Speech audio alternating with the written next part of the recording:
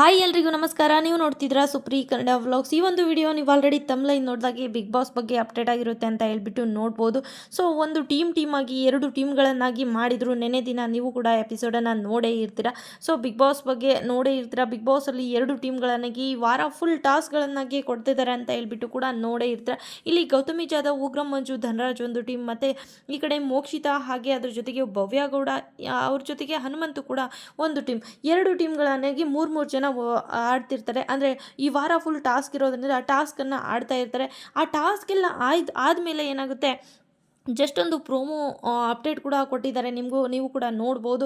ಆ ಪ್ರೋಮೋ ಅಪ್ಡೇಟಲ್ಲಿ ಯಾವ ಥರ ಇದೆ ಅಂದರೆ, ಧನರಾಜನ್ನು ಕುರಿ ಬಲಿ ಮಾಡಿದ್ದಾರೆ ಅಂತ ಹೇಳ್ಬಿಟ್ಟು. ಬಲಿ ಮಾಡಿದ್ದಾರೆ ಅಂದರೆ ಹರಕೆಯ ಕುರಿ ಆದ ಧನರಾಜ್ ಅವರು ಅಂತಲೇ ಹೇಳ್ಬೋದು. ಹರಕೆಯ ಕುರಿ ಅಂದರೆ ಇಲ್ಲಿ ಈ ಕಡೆ ಗೌತಮಿ ಜಾಧವ್ ಮತ್ತು ಉಗ್ರಂ ಮಂಜು, ಧನರಾಜ್ 3 ಜನ ಒಂದು ಟೀಮ್ ಆಗಿರ್ತಾರೆ. ಈ ಕಡೆ ಹನುಮಂತು, ಈ ಕಡೆ ಭವ್ಯ ಗೌಡ, ಈ ಕಡೆ ಮೋಕ್ಷಿತಾ, ಈ 3 ಜನ ಒಂದು ಟೀಮ್ ಆಗಿದ್ದಾಗ, ಈ ಕಡೆ ರಜತ್ ಮತ್ತು ತ್ರಿವಿಕ್ರಮ್ ಶೇಫ್ ಆಗಿರ್ತಾರೆ. ರಜತ್ ಅವರು ಕ್ಯಾಪ್ಟನ್ ಆಗಿರ್ತಾರೆ, ಉಸ್ತುವಾರಿ ಕೂಡ ವಹಿಸ್ಕೊಂಡಿರ್ತಾರೆ.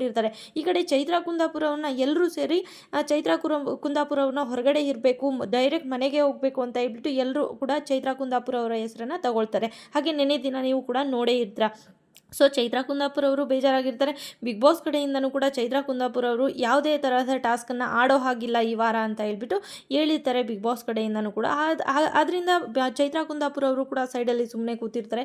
ಈ 2 ಟೀಮ್ಗಳಿಗೂ ಕೂಡ ಒಂದು ಟಾಸ್ಕನ್ನು ಕೊಟ್ಟಿರ್ತಾರೆ, ಬಾಲನ್ನು ಹಾಕಬೇಕು ಅಂತ ಹೇಳ್ಬಿಟ್ಟು. ಒಂದು 5 ಸುತ್ತುಗಳ ಒಂದು ಟಾಸ್ಕನ್ನು ಆಡಿದ್ದಾದಮೇಲೆ ಬಿಗ್ ಬಾಸ್ ಕಡೆಯಿಂದ ಒಂದು ಮಾತು ಬರುತ್ತೆ. ಅಂದರೆ ಟೀಮಲ್ಲಿ ನೀವೇ ಮಾತಾಡಿಕೊಂಡು ನೀವು ಟಿಕೆಟ್ ಟು ಫಿನಾಲೆ ಯಾರನ್ನ ಕ್ಯಾನ್ಸಲ್ ಮಾಡ್ತೀರಾ, ಟಿಕೆಟ್ ಟು ಫಿನಾಲೆ ಸಿಗಬಾರ್ದು ಅನ್ನೋ ರೀತಿಲಿ ಯಾರನ್ನ ಹೊರಗಡೆ ಇಡ್ತೀರಾ ಅಂತ ಹೇಳ್ಬಿಟ್ಟು ಬಿಗ್ ಬಾಸ್ ಕಡೆಯಿಂದ ಒಂದು ಮಾತು ಬರುತ್ತೆ. ಅವಾಗ ಚರ್ಚೆ ಮಾಡಿ ಹೇಳೋದಕ್ಕೆ ಹೇಳಿರ್ತಾರೆ. ಸೊ ರಜತ್ ಅವರು ಈ ಕಡೆ ನಿಂತಿರ್ತಾರೆ, ಈ ಕಡೆ ಭವ್ಯ ಗೌಡ ಆಗಿರ್ಬೋದು, ಮೋಕ್ಷಿತಾ ಆಗಿರ್ಬೋದು, ಹನುಮಂತು ಆಗಿರ್ಬೋದು, ರಜತ್ ಆಗಿರ್ಬೋದು, ಮತ್ತು ಈ ಕಡೆ ತ್ರಿವಿಕ್ರಮ್ ಆಗಿರ್ಬೋದು, ಈ ಕಡೆ ಚೈತ್ರಾ ಕುಂದಾಪುರ ಅವರು ಆಗಿರ್ಬೋದು. ಸೊ ಎಲ್ಲರೂ ಕೂಡ ಒಂದು ಕಡೆ ನಿಂತಿರ್ತಾರೆ. ಈ ಕಡೆ ಧನರಾಜ್, ಉಗ್ರಂ ಮಂಜು, ಗೌತಮಿ ಜಾಧವ್ 3 ಜನ ಕೂಡ ಮಾತುಕತೆಗೆ ನಿಂತಿರ್ತಾರೆ. ಅಂದರೆ ಚರ್ಚೆ ಮಾಡೋದಕ್ಕೆ ಯಾರು ಹೊರಗಡೆ ಉಳಿಬೇಕು, ಟಿಕೆಟ್ ಟು ಫಿನಾಲೆಗೆ ಯಾರು ಸೆಲೆಕ್ಟ್ ಆಗಬಾರ್ದು, ಹೊರಗಡೆ ಯಾರನ್ನು ಇಡೋದು ಅಂತ ಹೇಳ್ಬಿಟ್ಟು 3 ಜನ ಒಂದು ಟೀಮ್ ಆಗಿರುತ್ತೆ. ಸೊ ಉಗ್ರಂ ಮಂಜು, ಗೌತಮಿ ಜಾಧವ್, ಧನರಾಜ್ ಅವ್ರದ್ದು ಒಂದು ಟೀಮ್ ಆಗಿರೋದ್ರಿಂದ ಅವ್ರು 3 ಜನ ಚರ್ಚೆಗೆ ನಿಂತಿರ್ತಾರೆ. ಮೊದಲಿಂದನೂ ಕೂಡ ಉಗ್ರಂ ಮಂಜು ಅವರು, ಗೌತಮಿ ಜಾಧವ್ ಅವರು ಒಂದೇ ಮಾತನ್ನು ಹೇಳೋದ್ರಿಂದ ಅವರು ಉಗ್ರಂ ಮಂಜು ಅವರು ಯಾವ ಮಾತನ್ನು ಹೇಳ್ತಾರೆ, ಗೌತಮಿ ಜಾಧವ್ ಅವರು ಕೂಡ ಅವರನ್ನೇ ಟಾರ್ಗೆಟ್ ಮಾಡ್ತಾರೆ. ಯಾಕಂದರೆ ಗೌತಮಿ ಜಾಧವ್ ಏನು ಹೇಳ್ತಾರೆ ಮಾತನ್ನು, ಅದನ್ನು ಉಗ್ರಂ ಮಂಜು ಅವರು ಅದನ್ನೇ ಹೇಳ್ತಾರೆ. ಸೊ ಇಲ್ಲಿ ನೋಡೋದಾದರೆ ಇಲ್ಲಿ ಬಲಿಯಾಗಿ ತಗೊಂಡಿದ್ದು, ಹರಕೆಯ ಕುರಿಯಾಗಿ ತಗೊಂಡಿದ್ದು ಧನರಾಜ್ ಅವ್ರನ್ನ ಅಂತಲೇ ಹೇಳ್ಬೋದು. ಈ ಕಡೆ ಭವ್ಯ ಗೌಡ ಅವರು ಕೂಡ ಆ ಮಾತನ್ನೇ ಹೇಳ್ತಾರೆ. ಹರಕೆಯ ಮಧ್ಯದಲ್ಲಿ ಗೌತಮಿ ಜಾಧವ್ ಮತ್ತು ಉಗ್ರಂ ಮಂಜು ನಡುವೆ ಇಲ್ಲಿ ಹರಕೆಯ ಕುರಿಯಾಗಿ ಧನರಾಜ್ ಅವರು ಅಂತ ಹೇಳ್ಬಿಟ್ಟು ಭವ್ಯ ಗೌಡ ಅವರು ಹೇಳ್ತಾರೆ. ಈ ಕಡೆ ದೋಸ್ತ ಅಂತ ಹೇಳ್ಬಿಟ್ಟು ಈ ಕಡೆ ಹನುಮಂತು ಕೂಡ ಹೇಳ್ತಾ ಇರ್ತಾನೆ. ಈ ಕಡೆ ಉಗ್ರಂ ಮಂಜು, ಗೌತಮಿ ಜಾಧವ್ ಇಬ್ಬರೂ ಸೇರಿಕೊಂಡು ಟಿಕೆಟ್ ಟು ಫಿನಾಲೆಯಿಂದ ಇಲ್ಲಿ ಧನರಾಜ್ ಅವ್ರನ್ನ ಹೊರಗಡೆ ಇಡೋದಕ್ಕೆ ಇಷ್ಟಪಡ್ತೀವಿ ಅಂತ ಹೇಳ್ಬಿಟ್ಟು ಅವರ ಒಂದು ಮಾತನ್ನು ಹೇಳ್ತಾರೆ. ಸೊ ಹೇಳಿದಾಗ ಧನರಾಜ್ ಅವರು ಮಾತ್ರ ತುಂಬಾ ಬೇಜಾರಾಗಿಬಿಡ್ತಾರೆ. ಸೊ ನಾನು ತಪ್ಪು ಮಾಡಿಕೊಂಡೆ ಅಂತ ಹೇಳ್ಬಿಟ್ಟು ಅವಾಗ ಅವ್ರಿಗೆ ಅನಿಸ್ತಾ ಇರುತ್ತೆ. ಸೊ ಮೊದಲಿಂದನೂ ಹನುಮಂತು ಕೂಡ ಹೇಳ್ತಾ ಇದ್ರು, ಸೊ ಅವ್ರ ಜೊತೆ ಸೇರಬೇಡ, ಜಾಸ್ತಿ ಸೇರಬೇಡ, ಅವರು ಮೋಸ ಮಾಡ್ತಾರೆ, ನಿನಗೆ ಏನೋ ಇದು ಮಾಡ್ತಾರೆ ಅಂತ ಹೇಳ್ಬಿಟ್ಟು. ಆದರೂ ಕೂಡ ಇಲ್ಲಿ ಹನುಮಂತು ಮಾತನ್ನು ಕೂಡ ಧನರಾಜ್ ಕೇಳ್ತಾ ಇರಲಿಲ್ಲ. ಸೊ ಇವಾಗ ಅದು ಒಂದು ಮೋಸ ಆಗಿದೆ ಅಂತಲೇ ಹೇಳ್ಬೋದು. ಇಲ್ಲಿ ರಜತ್ ಅವರು ಒಂದು ಮಾತನ್ನು ಹೇಳ್ತಾರೆ ಅಂತಲೇ ಹೇಳ್ಬೋದು. ರಜತ್ ಅವರು ಮೇನ್ ಪಾಯಿಂಟ್ ಹೇಳ್ತಾರೆ.